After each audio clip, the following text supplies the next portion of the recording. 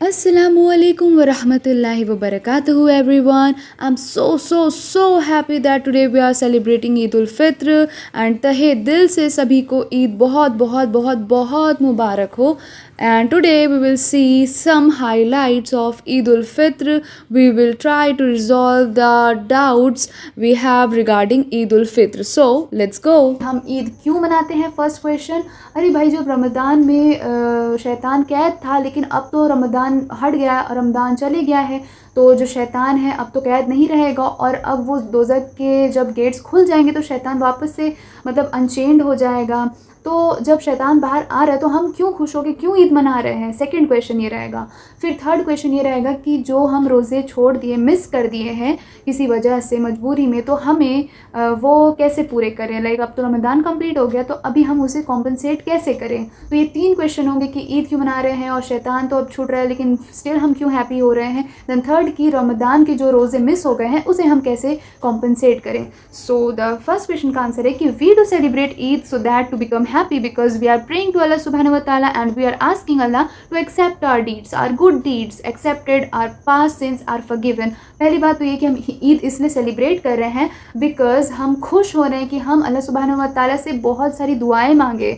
हम अल्लाह सुब्हानहू व तआला से हमारे गुड डीड्स हैं उसके लिए हमने रिवॉर्ड्स मांगे, हमारे जो पास्ट गुनाह थे उसके लिए हमने बख्शिश मांगी, माफ़ी मांगी. तो ये पहला रीज़न है कि हम क्यों खुश हो रहे हैं, ईद क्यों मना रहे हैं. और अगर सेकंड जो चीज़ है वो ये है कि हम एक दूसरे से कैसे मिले ईद उल फ़ित्र के वक्त, ईद उल फ़ित्र में कैसे ग्रीट करें, कैसे विश करें.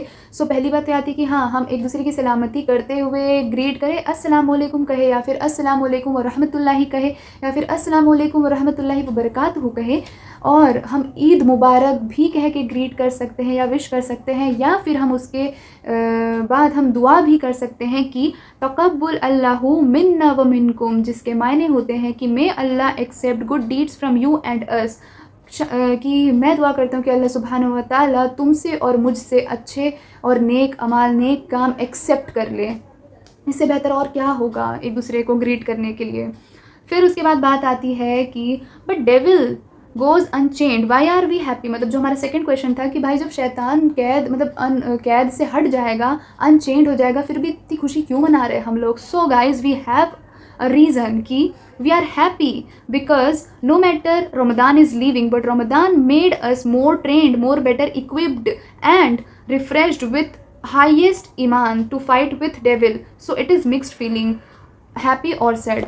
तो भाई साहब जब रमज़ान के कंप्लीशन पे हम अपने आप को ऑब्ज़र्व करते हैं ना, तो हम कहीं ना कहीं एक बेहतर वर्जन बन जाते हैं अपना. सो ऑफ़ कोर्स रमज़ान ने हमें हाईएस्ट ईमान के साथ इस बार अच्छे से ट्रेन कर दिया और इस बार हम और पावरफुल बन गए कि हाँ भाई अब आने दो शैतान को, हम अपने और बेहतर ईमान से उससे लड़ सकेंगे. सो ऑफ़ कोर्स रमज़ान कहीं ना कहीं कंप्लीट हो रहा है तो एक सैड फीलिंग है, लेकिन कहीं ना कहीं एक हैप्पी फीलिंग भी है कि ऑफ़ कोर्स रमज़ान ने हमें इतना अच्छा ट्रेन कर दिया, हमारा ईमान इतना अच्छा कर दिया कि ऑफ़ कोर्स आने दो डेविल को, शैतान को, हम तो अब फाइट कर लेंगे. सो ऑफ़ कोर्स ये एक मिक्स्ड फीलिंग है.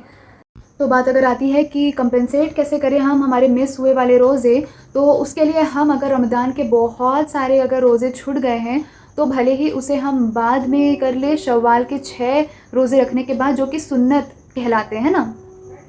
सो वो हम एक चीज़ कर सकते हैं, बट ये अकीदा होना चाहिए कि भाई पहले फ़र्ज़ रोज़े रख ले, पहले जो फ़र्ज़ है हमारा वो हम कंप्लीट करें, जो कि रमज़ान के मिस्ड रोज़े हैं. अगर थोड़े बहुत हैं तो ऑफ़ कोर्स वो पहले रख लीजिए आप. फिर शव्वाल का महीना बचा हुआ है, उसमें आप 6 दिन कभी भी आप रोज़े रख सकते हैं, जो कि सुन्नत है.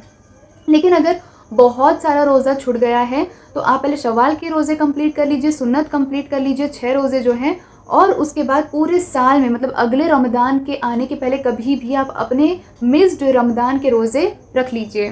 सो ये एक चीज़ हो सकती है. देन बात ये आती है कि कब रोज़ा नहीं रखना चाहिए.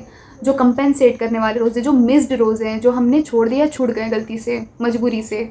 तो फर्स्ट वाली जो शव्वाल है, शव्वाल की पहली तारीख जब हम ईद उल फ़ित्र सेलिब्रेट करते हैं तब हम रोज़ा नहीं रखें बिकॉज़ तब रोज़ा रखना हराम कहा गया है.